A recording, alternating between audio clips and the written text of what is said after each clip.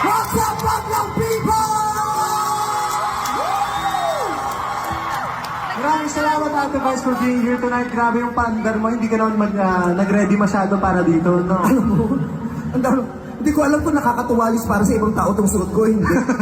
Kasi, bago ako pumunta rito, magkasunod kami ng magkatabi kami ng dressing room ni Sir Gary. Kumatok ako, magbibigay pugay ako. Pagbukas ng pinto, natakil, oh! Kinatahan ko na lang siya. Sabi ko, huwag kang matakot, huwag mabahala. Natakot siya, Day. Oh. Pero syempre, concert mo. Yes. Special. Opo. Di ba yung putyo-putyo? Nakakaya naman sa audience mo. Oo ka ng crowd tonight, Oo no? naman. Mabigat ba to headdress mo? Di ba, ha? Mabigat ba to? Mabigat, pero mas may mabigat pa akong dinadala kaysa dyan, kaya hindi ko na rin naman siya nararamdaman. Dahil nga special ka, kailangan special ang itsura ko. Hindi tayo pwede pupunta dito na akala mo naman manonood o kung saan lang tayo pupunta. Kailangan special dahil itong gabi ito ay hindi mo makakalimutan. Hindi namin makakalimutan. Kaya dapat tayo din mismo, ako mismo, pag nakita nila ako, hindi ako pwedeng forgettable. Kailangan itong itsura ko. Yes. Diba? Ganyan yun. Pag nagko-concert ka, since dito ang last mo, makinig ka sa akin. Kasi ilang beses ko na itong pinuno, alam ko na ang mga ginagawa ko. Ilang beses mo lang ako, no? Madami na. Actually, same date tayo. Dito rin ako last year. Oh, yes. Oo. Puno din yun sa akin kasi sinabay ko sa bigayan ng 4-piece at saka tupad. Kaya ang dami nakapila. May pa-NFA rice pa ako doon. Kaya punong-puno ako rito. Kaya yon sa mga performers, sa mga artists, pag ganito kalaki yung venue, you have to make sure that what you do is very special, extra special. Yung itsura nyo mismo kailangan extra special. Kailangan hindi ka forgettable.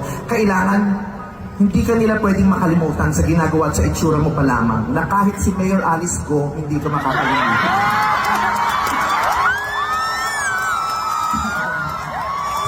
Sa itsura ko ngayon, pag sinend ko kay Alice Go, tignan ko kung makalimutan niya ito after 10 years. Hindi ko na makakalimutan talaga. Oo. Hindi niya masasabi yun kayo, your honor. Pero yung mga ganitong itsura, hindi ito bumabagay sa lahat. Kailangan to inaaral. Katrin ka lang tawa, Katrin ha? Pero, nako, ikaw talaga? Oh, Ang laki-laki mo na, no? ano? Dati, Diyos ko, ang liit-liit mo. Paano kung nakita nakilala? Nag-guess ka sa Gigi, ang laki-laki mo na. Ang dami mo nang ipinapakitang kakaiba. Yung huling sayaw mo kanina, yung nagkagano. Diyos ko! Paano? Sabay-sabay sa tato. Pag ako nagko-concert dito, naka 1,000 jokes na ako, hindi pa nagtitingalo. Pero ikaw gumano ka.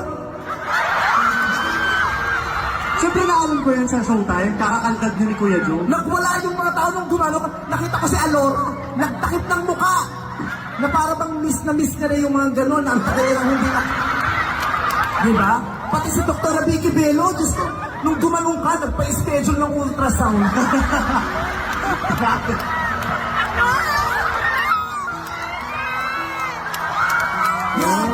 Nung gumanong ka talaga, nakita ko si Dr. Bello, pinicture no? Tapos pagpikit ni Hayden, Zinom.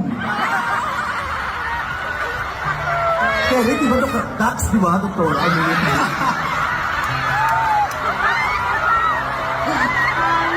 So okay na yun. Pero ang galing. Paano ulit yun? Paano yung gano'n? Ay, hindi. Hininaan mo, mas malakas yung kanina. Tapos may babae kang ginanon eh. Paano? Alora, Nika, ginawa ka nito sa babae kanina. Ginawa mo yung kanina. Siyempre, Alora, ikaw na lang pwede kasi ako may asawa na ako. Si Chi, may something. Si Catherine, tahimik lang siya, dyan lang siya, hindi siya pwedeng tumayo. Wala ko sinasabi. Tahimik lang siya, masakit na ko dyan, hindi siya pwedeng tumayo. Alora, dito sa taas para makita na nakakarami. Diyos ko, yung ganyang mukha, dapat nakikita ng lahat. Yung ganyang kaganda, huwag mo itinatago yan. Ayan, oh, nakita mo yung kanina, di ba may partner siya, tapos yung nagkaganong-ganon siya. Oo, paano yun?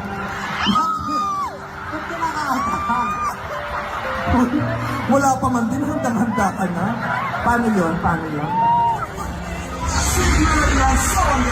Oh. Nakatalikot yung babae doon. Ha? Nakatalikot? Ano ba? Ano sa dito? Ay, nakasandal doon. Sumandal ka. Tapos, ayaw? Naku, mabibitin si Alora. Huwag ka magala. Akong pahala. Sa akin ka. Uy, wala kang lugi dito. Kabayo ko, gago.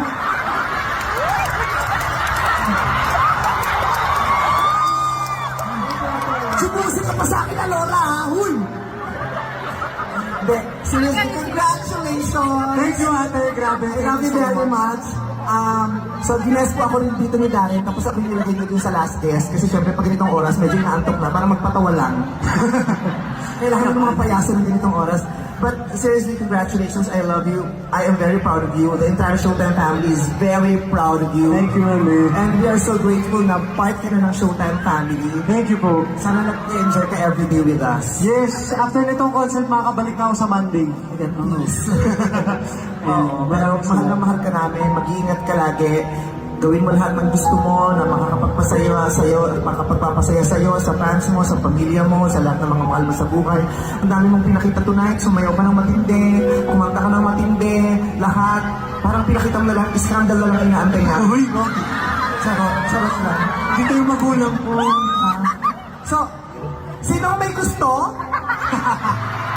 Yung ticket nyo, di ba may ticket kayo kanina? Pakikip kasi ira-raffle kung kanino isisend. Anong nakalagay sa ribbon? Ayan, nagmamahal, buwak, buwak, buwak. Buwak, buwak, buwak, buwak, buwak, buwak, buwak, buwak, buwak.